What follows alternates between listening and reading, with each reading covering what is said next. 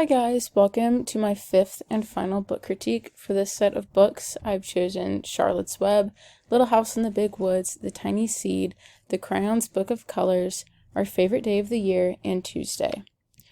For my feature book, I chose Charlotte's Web, and this is a story of a livestock pig named Wilbur and his friendship with a barn spider named Charlotte.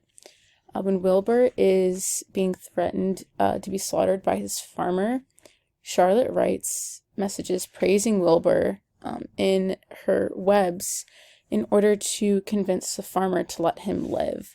I chose this book because it's great for interdisciplinary uses. You can use it as just a great piece of children's literature. You could also use it for fun science lessons about different farm animals and spiders and all of that kind of stuff. The first lesson I have is for third grade, and this is the Common Core standard that aligns with it. And the lesson that I have is to make a web full of unfamiliar vocab words on Padlet. So throughout reading the book, students will pick out different words that they're unfamiliar with, and then they'll do this assignment where they look up what the vocab words are, and then they will go and create this Charlotte's Web vocab Padlet.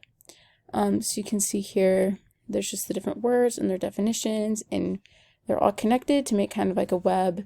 So just like Charlotte's Web, they have their own little web of vocab words. And then the second lesson I have is a lesson that comes from the Utah State Standards, and it's a science lesson for third grade, and what they will do is choose a farm animal from the book, and then they're going to research a little about the animal, just about what the animal needs to survive, and the different, the different climates that they need and all that kind of stuff. And then they're going to write a little paragraph about what they learned about this animal and what the animal needs to survive. The next book I have is a Crayons Book of Colors, and this is a book that has counting and colors in it. Poor Duncan can't catch a break because his crowns go on strike, and then they come back home, but the crowns that come home, his crown of his favorite color is missing. And so he has to count all the crowns to see how many are missing and figure out what colors are missing. This is a great book for pre-K students to work on their counting and identifying different colors. The next book I have is called Our Favorite Day of the Year, and this is a picture book that is about a group of boys from all sorts of different backgrounds, and they become best friends throughout the school year. The main character, Musa, is feeling very nervous about his first day of school. He doesn't know anyone, and it's a great multicultural book about all these students coming together, learning about each other's backgrounds and different cultures, and coming together and just being good friends regardless of different backgrounds that they come from. The next book is Little House in the Big Woods. This is one of my favorites as a child. It's about a girl growing up on the prairie with her family, and it really just shows what living on the prairie was like and all the different things they had to do. It's a good historical fiction piece. This is good for like first, third grade.